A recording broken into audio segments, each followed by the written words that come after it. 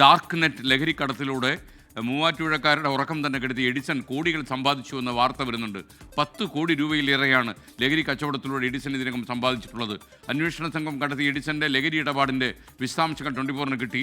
24 big ബ്രേക്കിംഗുമായി Shyamkumar ഈ പ്രഭാതത്തിൽ ചേരുകയാണ്. Shyam, good morning. ഒരുപക്ഷെ നമുക്ക് ഒരു നാക്കേടിൻ്റെ കരിമ്പടം മൂവാറ്റുപുഴക്കാരുടെ വേളിൽ വീഴ്ത്തിയാണ് ഇയാളുടെ ഈ ജൈത്രയാത്ര.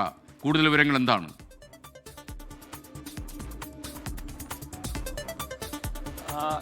Good morning. SKN പറഞ്ഞ പോലെ തന്നെ ഈ മൂവാറ്റുപുഴക്കാർക്ക് പോലും അപമാനമാകുന്ന രീതിയിലാണ് ഈ എഡിസന്റെ ഓരോ വിവരങ്ങളും അന്വേഷണ സംഘം ശേഖരിക്കുന്നതും അതിൻ്റെ ചില വിവരങ്ങൾ നമുക്ക് ലഭിക്കുന്നതും.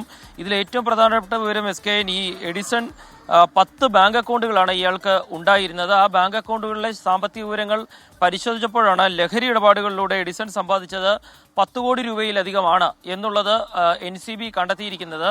ഈ പണത്തിൻ്റെ ഒരു ഭാഗം ഇയാളുടെ സമ്പാദ്യത്തിനായി തന്നെ മാറ്റിവെക്കുകയും അത് മൂവാറ്റുപുഴയിൽ നടത്തിയ ചില ഷോപ്പിംഗ് കോംപ്ലക്സുകളുടെ നിർമ്മാണവും സ്ഥലം വാങ്ങലിനുമൊക്കെ ചിലവഴിച്ചിട്ടുണ്ട് എന്നുള്ളതാണ് ഇപ്പോൾ NCB പരിശോധിച്ച് വരുന്നത്. അങ്ങനെയാണെങ്കിൽ ആ സ്വത്തുക്കൾ നിയമപ്രകാരം സർക്കാരിലേക്ക് കണ്ടുകെട്ടുന്നതിനുള്ള നടപടികളും അടുത്ത ഘട്ടത്തിൽ നടത്തുമെന്നുള്ളതാണ് NCB വ്യക്തമാക്കിയിരിക്കുന്ന SKN.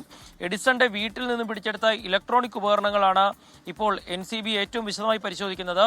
ഇതിൽ നിന്ന് മാത്രമാണ് ഇയാളുടെ ലഹരി ഇടപാടുകളുടെ ഒരു ഏകദേശ ചിത്രമെങ്കിലും ലഭിക്കും എന്നാണ് NCB കരുതുന്നത്. ഈ കേസിൽ അറസ്റ്റ് ചെയ്ത എഡിസണും ഉൾപ്പെടെയുള്ള 4 പ്രതികളെയും നാളെ കസ്റ്റഡിയിൽ വാങ്ങാനും NCB അപേക്ഷ നൽകിയിരുന്നു. ആ അപേക്ഷ നാളെ കോടതി പരിഗണിക്കും. 2 വർഷത്തിനിടയിലാണ് ഇയാൾ 6000 ലഹരി ഇടപാടുകൾ നേരിട്ട് നടത്തിയതെന്ന് NCB കണ്ടെത്തിയിരിക്കുന്നു. അത് ഇന്ത്യയിൽ തന്നെ ഈ ഡാർക്ക് നെറ്റും ഡാർക്ക് വെബും ഒക്കെ ഉപയോഗിച്ച് ഒരാൾ നടത്തിയ ഏറ്റവും വലിയ ലഹരി കച്ചവടമാണ് എന്നുള്ളതും NCB കണ്ടെത്തിയിരുന്നു. SKN ഈ കേസിൽ അറസ്റ്റിലായ അരുൺ തോമസ് എന്ന് പറയുന്ന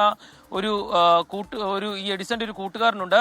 അയാളാണ് എഡിസന് വേണ്ടി വരുന്ന ഈ പാഴ്സലുകളായി വിദേശത്തു നിന്നെത്തുന്ന ലഹരി വസ്തുക്കൾ നേരിട്ട് വാങ്ങി അത് എഡിസൺ എത്തിക്കുകയും മറ്റു പല സ്ഥലങ്ങളിലേക്ക് അയക്കുകയും ചെയ്തിരുന്നത് എന്ന വിവരവും ഇവർ കണ്ടെത്തിയിട്ടുണ്ട്. അതിനു പുറമെയാണ് പാഞ്ചാലിമേട്ടിലുള്ള റിസോർട്ട് കേന്ദ്രീകരിച്ച് ഇവർ നടത്തിയിരുന്ന ലഹരി കച്ചവടം.